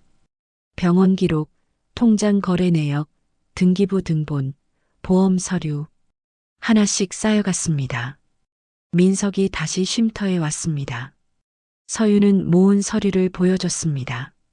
민석은 하나하나 꼼꼼히 읽었습니다. 고개를 끄덕였습니다. 잘하셨어요. 이 정도면 충분히 싸울 수 있어요. 근데 한 가지 더 필요해요. 뭐가요? 증인이요. 출산 당시 상황을 본 사람이 필요해요. 간호사나 의사 선생님 진술이 있으면 좋아요. 서윤은 고개를 끄덕였습니다. 다시 병원에 가야 했습니다. 이번엔 더 용기가 필요했습니다. 병원에 가서 산부인과 간호사실을 찾았습니다. 여러 간호사가 바쁘게 움직였습니다. 서윤은 그중 한 명을 기억했습니다. 출산 당시 아기를 안았던 간호사였습니다. 짧은 머리에 둥근 안경을 쓴 사람이었습니다. 저기요, 잠깐 여쭤봐도 될까요? 간호사가 돌아봤습니다. 서윤을 알아보지 못하는 것 같았습니다. 일주일 전에 여기서 출산했어요. 그때 계셨던 것 같아서요. 간호사는 잠시 생각하더니 고개를 끄덕였습니다. 아, 기억나요. 그때 보호자 없이 혼자 오신 분. 네, 맞아요. 혹시 그때 일에 대해 진술서 써주실 수 있나요? 법적으로 필요해서요. 간호사는 난처한 표를 지었습니다. 무슨 일인지 여쭤봐도 돼요? 서윤은 간단히 설명했습니다. 아기를 빼앗긴 일, 이혼 통보받은 일. 간호사의 표정이 굳어졌습니다. 그런 일이 있었어요? 저는 그냥 보호자분이 아기 데려가신 줄로만 알았는데 제 의사는 없었어요. 강제로 데려간 거예요. 간호사는 한숨을 쉬었습니다. 도와드리고 싶은데 병원 규정상 함부로 진술하기 어려워요. 상급자 허락이 필요해요. 서유는 실망했지만 포기하지 않았습니다. 민석에게 연락했습니다. 민석이 병원에 공문을 보냈습니다. 일주일 후 간호사의 진술서가 도착했습니다. 짧지만 명확했습니다. 산모의 의사 확인 없이 신생아가 보호자에게 인계된 상황. 산모의 항의. 이 모든 게 기록되어 있었습니다. 서유는 그 진술서를 파일에 추가했습니다. 이제 유미의 증거가 필요했습니다. 서유는 유미의 SNS를 검색했습니다. 계정은 공개였습니다. 최근 게시물을 봤습니다. 사진이 있었습니다. 깔끔한 거실, 새 가구, 환한 조명. 캡션에는 이렇게 적혀 있었습니다. 새집 새 출발. 행복한 시작. 서유는 그 사진을 캡처했습니다. 날짜를 확인했습니다. 서윤이 출산한 지 사흘 후였습니다. 서윤의 돈으로 산 집에서 유미가 웃고 있었습니다. 이것도 증거예요. 서윤은 민석에게 캡처 파일을 보냈습니다. 민석이 답장했습니다. 좋습니다. 돈의 흐름을 보여주는 정황 증거로 쓸 수 있어요. 서윤은 더 찾았습니다. 유미의 다른 게시물들, 명품 가방, 고급 레스토랑, 여행 사진, 모두 최근 석 개월 사이의 것들이었습니다. 댓글에는 축하 메시지가 가득했습니다. 서윤은 이를 악물었습니다. 마지막으로 필요한 건 통화 녹음이었습니다. 서윤은 남편에게 전화를 걸었습니다. 손이 떨렸지만 녹음 버튼을 눌렀습니다. 여보세요. 남편의 목소리가 차갑게 들렸습니다. 나예요. 왜 전화했어? 우리 아기 어디 있어요? 보고 싶어요. 그 애는 이제 내 아기 아니야. 우리 집 손주야. 왜 이러는 거예요? 처음부터 다 계획한 거였어요? 남편은 잠시 침묵했습니다. 그러다 비웃듯 말했습니다. 알면 뭐 어떻게 할 건데? 그 여자 돈으로 우리 살았잖아. 아기만 생기면 끝이었어. 유미랑 계획한 거야. 서유는 숨을 참았습니다. 자백이었습니다. 남편이 스스로 인정했습니다. 고소할 거예요. 경찰에 신고할 거예요. 해봐. 내가 뭘 할 수 있을 것 같아? 남편은 전화를 끊었습니다. 서유는 녹음을 멈췄습니다. 파일을 저장했습니다. 손이 떨렸지만 미소가 나왔습니다. 결정적 증거를 잡았습니다. 서유는 모든 증거를 파일철에 정리했습니다. 초반 준호가 깔끔하게 정리했던 검은 파일철처럼. 하지만 이번엔 서윤의 것이었습니다. 진실을 담은 파일이었습니다. 민석에게 파일을 건넸습니다. 민석은 하나하나 확인하며 고개를 끄덕였습니다. 완벽해요. 이제 경찰에 고소장 낼 수 있어요. 서윤은 깊게 숨을 들이쉬었습니다. 두려웠지만 단단했습니다. 시작해요. 민석은 미소 지었습니다. 네, 시작합시다. 고소장은 경찰서에 접수되었습니다. 민석이 함께 갔습니다. 서윤은 두꺼운 파일을 경찰관 앞에 내려놓았습니다. 탁 소리가 났습니다. 준호가 병실에 서류 봉투를 내려놓던 그 소리와 같았습니다. 결혼 사기, 재산 편취, 친권 박탈 혐의로 고소합니다. 서윤의 목소리는 떨리지 않았습니다. 경찰관은 파일을 펼쳤습니다. 하나씩 확인했습니다. 병원 기록, 통장 내역, 보험 서류, 녹음 파일. 경찰관의 표정이 굳어졌습니다. 이 정도면 수사 가능합니다.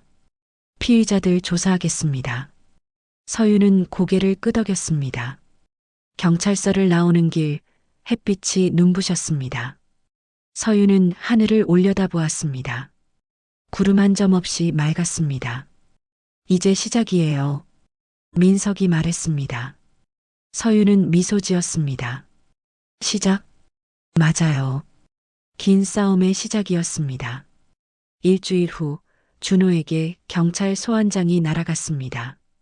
준호는 처음엔 대수롭지 않게 생각했습니다. 변호사 한 명 선임하면 해결될 거라고 믿었습니다. 하지만 증거를 보고 얼굴이 창백해졌습니다. 이건 어디서 구한 거예요? 준호가 물었습니다. 경찰관은 무표정하게 대답했습니다. 피해자가 제출했습니다. 녹음 파일도 있습니다. 들어보시겠습니까? 녹음이 재생되었습니다. 준호 자신의 목소리였습니다. 그 여자 돈으로 우리 살았잖아. 아기만 생기면 끝이었어. 준호는 입을 다물었습니다. 변명할 수 없었습니다. 구속영장 청구하겠습니다. 경찰관의 말에 준호는 고개를 떨궜습니다. 유미에게도 소환장이 왔습니다. 그녀는 SNS에 글을 올렸습니다. 오해예요. 저는 아무것도 모릅니다. 하지만 댓글은 차가웠습니다. 보험 사기 공모자 아니냐? 남의 돈으로 명품 사고 여행 다닌 거 맞지? 증거 다 나왔는데 뭘 모른다는 거냐? 댓글이 수백 개 달렸습니다. 유미는 글을 삭제했습니다. 하지만 이미 늦었습니다. 캡처된 화면이 인터넷에 퍼졌습니다. 유미가 일하던 보험사에서 연락이 왔습니다. 이유미 씨, 출근 정지 조치합니다. 조사 결과 나올 때까지 대기하세요. 일주일 후 해고 통보를 받았습니다. 협찬하던 업체들도 계약을 끊었습니다. 광고 위약금 청구서가 날아왔습니다. 2천만 원. 유미는 손이 떨렸습니다. SNS 팔로워들이 떠났습니다. 10,000명이던 팔로워가 1,000명으로 줄었습니다. 남은 사람들은 악플러들 뿐이었습니다. 유미는 계정을 비공개로 전환했습니다. 그러다 결국 삭제했습니다. 유미는 집에 틀어박혔습니다. 외출할 수 없었습니다. 동네 사람들이 쳐다봤습니다. 수군거렸습니다. 저 여자가 그 사기꾼 아니냐고. 유미는 커튼을 치고 불을 껐습니다. 어둠 속에 혼자 앉아 있었습니다. 한편 지역신문에 기사가 났습니다. 결혼 사기 일당 검거, 출산 직후 아기 강탈, 보험 사기 혐의. 기사는 구체적이었습니다. 피해자의 진술, 증거자료, 피의자들의 수법 모두 상세하게 적혀 있었습니다. 기사는 인터넷 커뮤니티에 퍼졌습니다. 사람들이 분노했습니다. 이런 인간들이 세상에 있다니. 출산 직후에 아기를 빼앗다니 인간이 아니다. 보험 설계사가 공모자였다는 게 더 충격이다. 댓글이 쏟아졌습니다. 기사는 메인 페이지에 올랐습니다. 조회수가 10만을 넘었습니다. 방송국에서도 관심을 가졌습니다. 저녁 뉴스에서 짧게 다뤘습니다. 앵커의 목소리가 단호했습니다. 결혼 사기와 재산 편취, 그리고 신생아 강탈이라는 충격적인 사건이 드러났습니다. 피해자는 10년 넘게 모은 돈을 모두 빼앗기고 아기마저 잃었습니다. 화면에는 흐릿하게 처리된 서윤의 뒷모습이 나왔습니다. 이름은 가명으로 처리되었습니다. 하지만 준호와 유미의 이름은 그대로 나왔습니다. 뉴스가 나간 후 유미의 전화가 울렸습니다.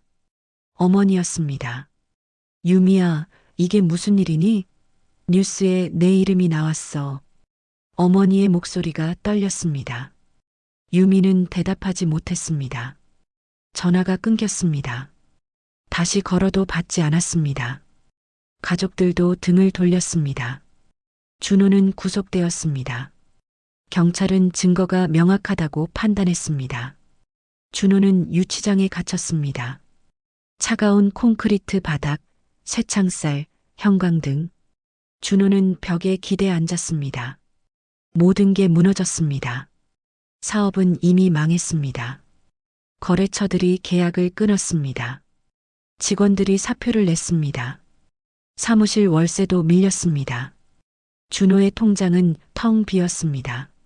서윤의 돈으로 산 신혼집마저 압류되었습니다. 시어머니 최정옥도 경찰 조사를 받았습니다.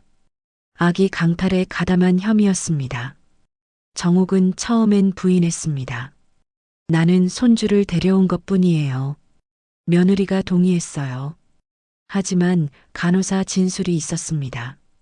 산모의 항의를 무시하고 신생아를 데려간 정황. 정옥은 할 말을 잃었습니다. 그 여자는 보육원 출신이에요.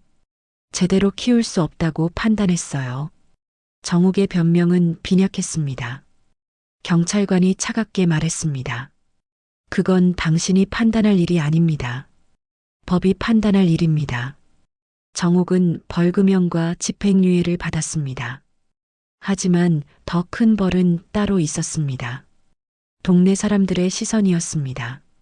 정옥이 사는 아파트 단지에 소문이 퍼졌습니다. 저 집 아들이 결혼 사기꾼이래. 며느리 돈 다 빼앗고 아기 강탈했대. 정옥은 외출할 수 없었습니다. 마트에 가면 사람들이 수군거렸습니다. 정옥은 모자를 눌러 쓰고 고개를 숙였습니다. 경로당에도 갈 수 없었습니다. 친구들이 만나주지 않았습니다. 전화해도 받지 않았습니다. 정옥은 집에 혼자 있었습니다. 텔레비전만 켜놓고 멍하니 앉아 있었습니다. 어느 날 정옥은 가슴에 통증을 느꼈습니다. 숨이 가빴습니다. 구급차를 불렀습니다. 병원에 실려갔습니다. 진단은 협심증이었습니다. 스트레스가 원인이었습니다. 정옥은 요양병원에 입원했습니다. 면회 오는 사람이 없었습니다. 아들은 감옥에 있었고 친구들은 등을 돌렸습니다. 정옥은 하얀 병실에 혼자 누워 천장을 바라보았습니다. 체면을 중시하던 그녀의 삶은 이렇게 끝나고 있었습니다. 한편 서윤은 쉼터에서 뉴스를 봤습니다. 준호가 구속되었다는 소식, 유미가 모든 것을 잃었다는 소식. 서윤은 복잡한 감정을 느꼈습니다. 통쾌함도 있었지만 슬픔도 있었습니다. 이겨서 기분이 좋아요? 수아가 물었습니다. 서윤은 고개를 저었습니다. 잘 모르겠어요. 그 사람들이 무너지는 걸 보니까 속은 시원한데 마음은 무거워요. 당연해요. 당신은 착한 사람이니까. 수아가 서윤의 손을 잡았습니다. 따뜻했습니다. 혜정이 식당 문을 열고 들어왔습니다.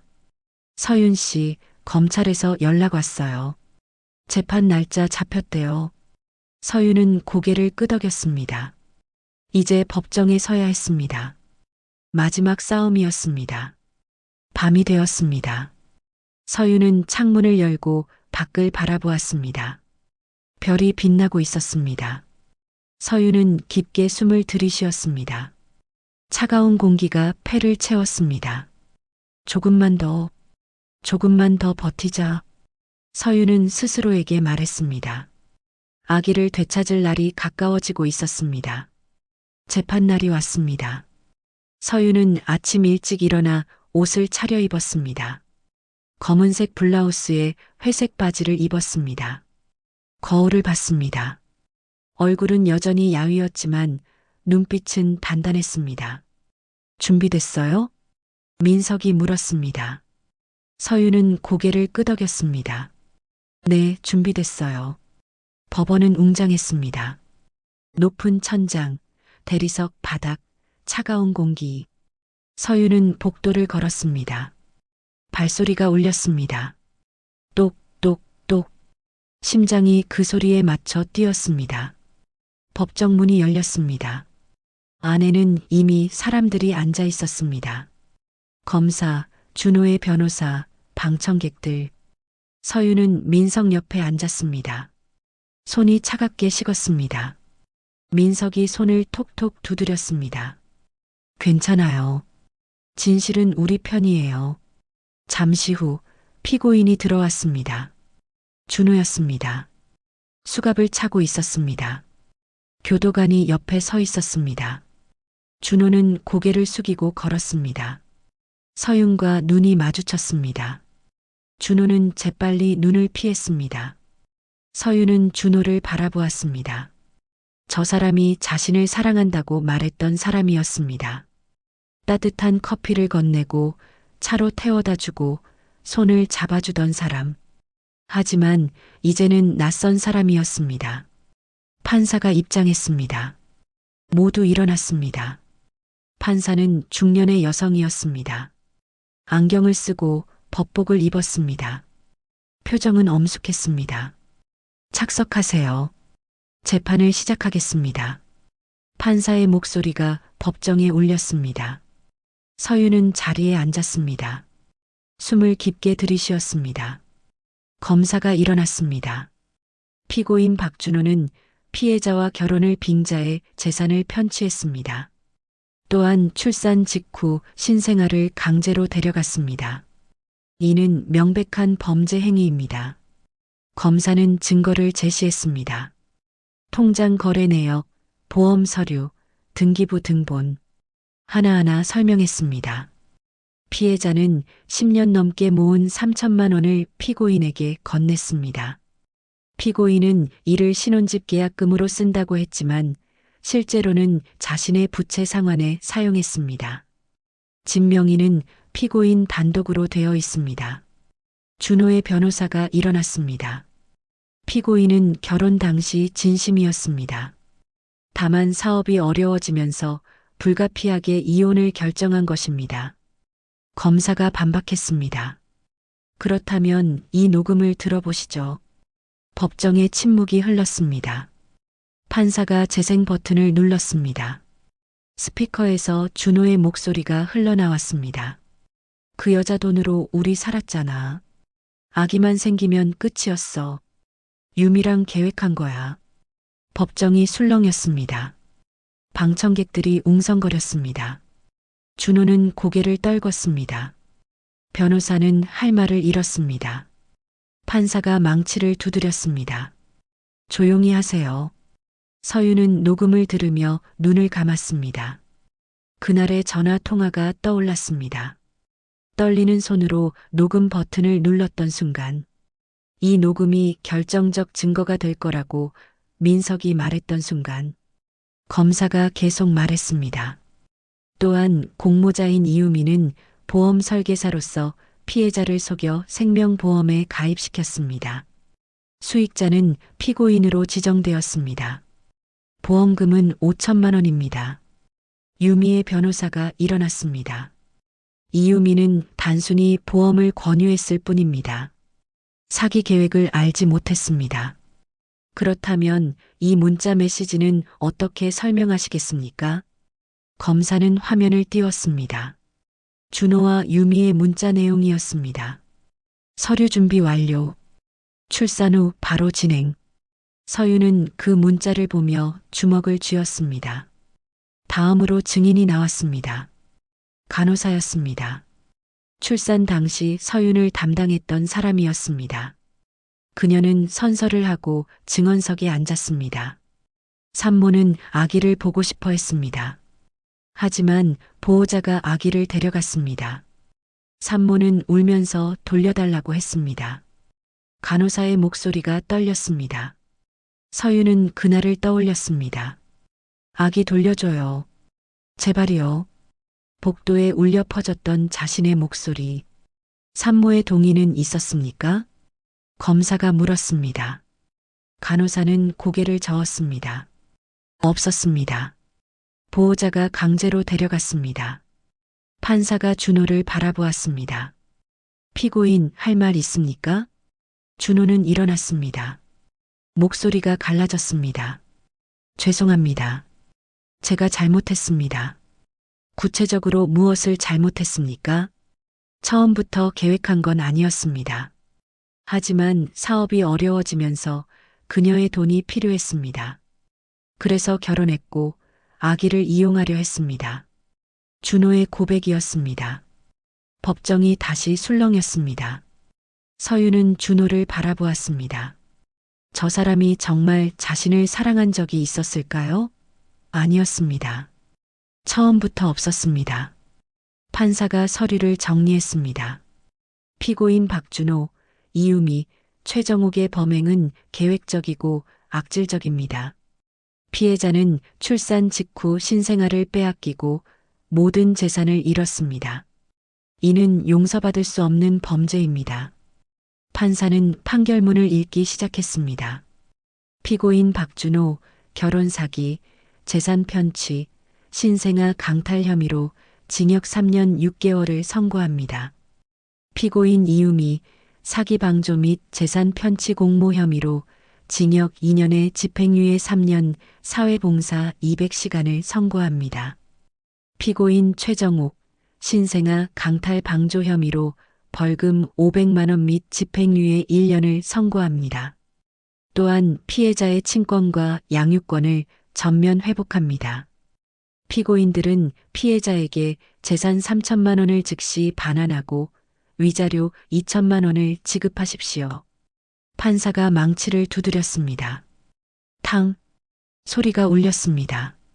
재판이 끝났습니다. 서윤은 자리에 앉은 채 움직이지 못했습니다. 끝났습니다. 정말 끝났습니다. 눈물이 흘렀습니다. 하지만 이번엔 슬픔의 눈물이 아니었습니다. 안도의 눈물이었습니다. 민석이 서윤의 어깨를 두드렸습니다. 해냈어요. 정말 잘하셨어요. 서윤은 고개를 끄덕였습니다. 목이 메었습니다.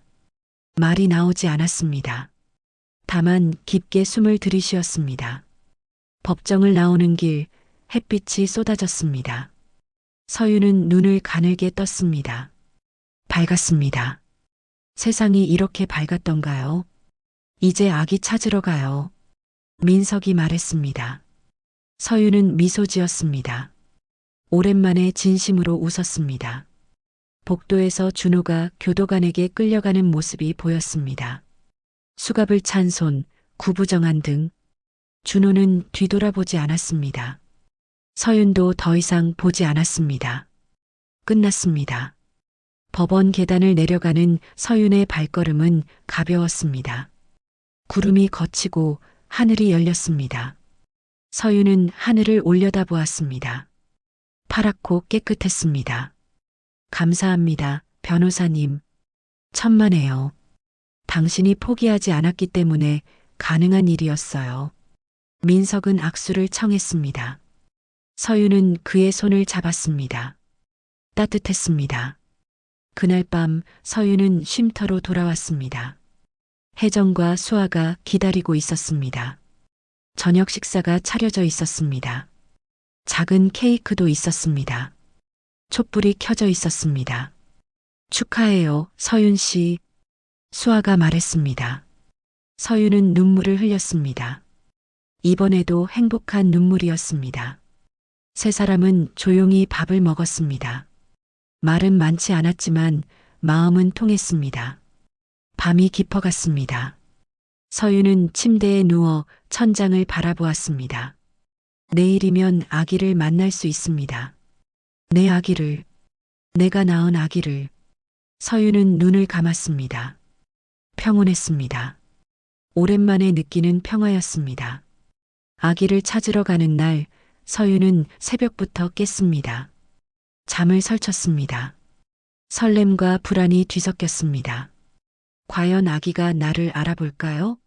3개월 동안 보지 못했는데 낯선 사람이라고 울면 어떡하죠? 서윤은 일어나 씻고 옷을 입었습니다. 밝은색 블라우스를 골랐습니다. 거울을 보며 머리를 빗었습니다. 손이 떨렸습니다. 빗이 바닥에 떨어졌습니다. 서윤은 웃었습니다. 긴장하고 있었습니다. 오전 10시 집행관과 민석이 함께 왔습니다. 법원 결정에 따라 아기를 인도받는 절차였습니다. 서윤은 차에 올랐습니다. 목적지는 시어머니가 살던 아파트였습니다. 그곳에 아기가 있었습니다. 차 안은 조용했습니다. 서윤은 창밖을 바라보았습니다. 거리에는 봄꽃이 피어 있었습니다. 벚꽃이 바람에 흩날렸습니다. 서유는 꽃잎을 바라보며 숨을 고르었습니다. 아파트에 도착했습니다. 낯익은 건물이었습니다. 결혼 후 몇 번 왔던 곳이었습니다. 그때는 환영받지 못했습니다. 오늘은 달랐습니다. 오늘은 아기를 데리러 왔습니다. 엘리베이터를 타고 6층에 내렸습니다. 복도를 걸었습니다. 발소리가 울렸습니다. 똑똑똑. 심장이 빠르게 뛰었습니다. 문 앞에 섰습니다. 집행관이 초인종을 눌렀습니다. 잠시 후 문이 열렸습니다. 시어머니의 이웃이었습니다. 중년 여성이 난처한 표정으로 말했습니다. 최정옥 씨는 요양병원에 계세요. 아기는 제가 임시로 돌보고 있었어요. 집행관이 서류를 보여주었습니다. 법원 결정에 따라 아기를 친모에게 인도합니다. 여자는 고개를 끄덕이고 안으로 들어갔습니다. 잠시 후 아기를 안고 나왔습니다. 분홍색 옷을 입은 아기였습니다. 석 개월 된 아기. 서윤의 딸이었습니다. 서윤은 숨이 멎는 것 같았습니다. 아기는 자고 있었습니다. 작은 얼굴, 긴 속눈썹, 작은 입술. 서윤은 다가갔습니다. 손을 뻗었습니다. 손이 떨렸습니다. 제 아기예요. 서윤의 목소리가 떨렸습니다. 여자가 조심스럽게 아기를 건넸습니다. 서윤은 아기를 받아 안았습니다. 따뜻했습니다. 작고 가벼웠지만 세상에서 가장 소중한 무게였습니다. 아기가 눈을 떴습니다. 까만 눈동자가 서윤을 바라보았습니다. 서윤은 눈물을 흘렸습니다. 아기는 울지 않았습니다. 오히려 작은 손을 뻗었습니다. 서윤의 손가락을 잡았습니다. 작은 손가락이 서윤의 엄지손가락을 감쌌습니다. 엄마가 왔어. 미안해. 늦어서 미안해. 서윤은 아기를 꼭 안았습니다. 아기의 체온이 가슴에 전해졌습니다. 살아있었습니다. 따뜻했습니다. 건강했습니다. 서윤은 울면서 웃었습니다. 민석이 옆에서 말했습니다. 축하해요. 이제 정말 끝났어요. 서윤은 고개를 끄덕였습니다. 아기를 내려다보았습니다. 아기가 방긋 웃었습니다. 아직 웃음이 서툴렀지만 분명 웃고 있었습니다. 서윤은 아기의 이마에 입 맞췄습니다. 사랑해. 정말 많이 사랑해. 집행관이 서류의 서명을 받았습니다. 절차가 끝났습니다. 서윤은 아기를 안고 건물을 나왔습니다. 봄바람이 불었습니다. 따뜻했습니다. 벚꽃잎이 날렸습니다. 서윤은 하늘을 올려다보았습니다. 파랗고 넓었습니다. 차에 타고 쉼터로 돌아왔습니다. 혜정과 수아가 기다리고 있었습니다. 아기를 보자 두 사람이 환하게 웃었습니다. 예쁘네요. 엄마 닮았어요. 수아가 말했습니다. 서윤은 웃었습니다. 아기를 조심스럽게 침대에 눕혔습니다. 아기는 편안하게 잠들었습니다. 서윤은 옆에 누워 아기를 바라보았습니다. 한참을 그렇게 바라보았습니다. 며칠 후 서윤은 작은 원룸을 구했습니다. 반환받은 재산과 위자료로 보증금을 냈습니다. 집은 작았지만 깨끗했습니다. 햇빛이 잘 들었습니다. 서윤은 아기 침대를 놓고 작은 책상을 놓았습니다. 집이 점점 따뜻해졌습니다. 일자리도 구했습니다. 여행사에서 다시 일하기로 했습니다. 회사는 서윤을 반겼습니다. 동료들이 아기를 보러 왔습니다. 작은 선물을 가져왔습니다. 서윤은 고마웠습니다. 한편 유미는 조용히 사라졌습니다. SNS 계정은 삭제되었고 연락처도 바뀌었습니다. 광고 위약금과 소송 비용으로 빚더미에 앉았습니다. 사실상 파산 수준이었습니다. 유미는 다른 도시로 떠났습니다. 아무도 그녀를 기억하지 않는 곳으로 갔습니다. 협찬업체들은 유미와의 모든 관계를 끊었습니다. 한때 인플루언서로 주목받던 그녀는 이제 아무것도 아니었습니다. 화려했던 삶은 허상이었습니다. 타인의 고통 위에 선 성공은 오래가지 못했습니다. 준호는 감옥에 있었습니다. 3년 6개월의 형기. 그곳에서 그는 모든 것을 잃었습니다. 사업도, 집도, 명예도, 가족도. 차가운 독방에서 준호는 후회했습니다. 하지만 이미 늦었습니다. 돌이킬 수 없었습니다. 시어머니는 요양병원에 있었습니다. 건강이 악화되었습니다. 스트레스성 질환이 심해졌습니다. 면회오는 사람이 없었습니다. 체면을 중시하던 그녀의 삶은 쓸쓸하게 끝나가고 있었습니다. 창밖을 바라보며 정옥은 생각했습니다. 욕심이 화를 불렀다고. 하지만 이미 모든 것이 끝났습니다. 서유는 가끔 쉼터에 들렀습니다. 봉사를 하러 왔습니다. 청소도 돕고 밥도 만들었습니다. 새로 들어온 여성들과 이야기를 나눴습니다. 자신의 경험을 나눴습니다. 포기하지 마세요. 버티면 길이 생겨요. 서유는 혜정이 했던 말을 전했습니다. 여성들은 고개를 끄덕였습니다. 서윤의 이야기는 희망이 되었습니다. 혜정은 서윤을 보며 미소 지었습니다. 버틴다는 게 이런 거예요. 당신이 증명했어요. 서윤은 고개를 숙여 인사했습니다. 이 사람들이 없었다면 버틸 수 없었습니다. 혜정의 따뜻한 격려, 민석의 헌신적인 도움, 수아의 작은 위로, 모두가 힘이 되었습니다. 어느 토요일 오후 서윤은 아기와 함께 공원에 갔습니다. 유모차를 밀며 천천히 걸었습니다. 봄바람이 불었습니다. 아기가 바람에 눈을 깜빡이며 웃었습니다. 서윤은 벤치에 앉았습니다. 유모차를 옆에 세우고 아기를 바라보았습니다. 우리 이제 괜찮을 거야. 엄마가 지켜줄게. 아기는 손을 뻗어 서윤의 손가락을 잡았습니다. 작지만 단단한 손이었습니다. 서윤은 그 손을 꼭 잡았습니다. 하늘에서 햇살이 쏟아졌습니다. 따뜻하고 부드러웠습니다. 서윤은 눈을 감고 햇빛을 받았습니다. 마음이 평온했습니다. 긴 싸움이 끝났습니다. 이제 새로운 시작이었습니다. 공원 나무에서 새가 지저귀었습니다. 아이들이 웃으며 뛰어다녔습니다. 봄은 왔습니다. 서윤에게도 봄이 왔습니다. 서윤은 아기를 안아 올렸습니다. 아기의 따뜻한 체온이 느껴졌습니다. 살아있다는 증거였습니다. 사랑한다는 증거였습니다.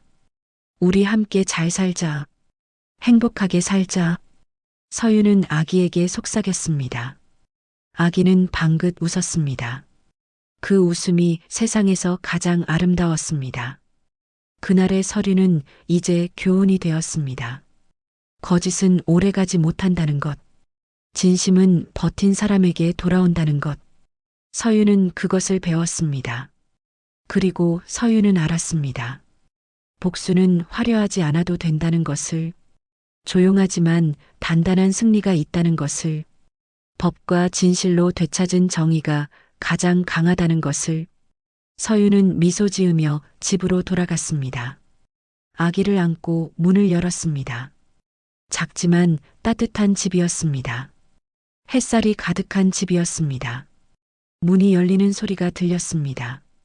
닫히는 소리가 아니라 열리는 소리였습니다. 새로운 시작의 소리였습니다. 사연 재미있게 들으셨나요? 좋아요와 구독 버튼을 누르시면 최신 사연을 가장 먼저 만나보실 수 있습니다. 감사합니다. 평온한 하루 되세요.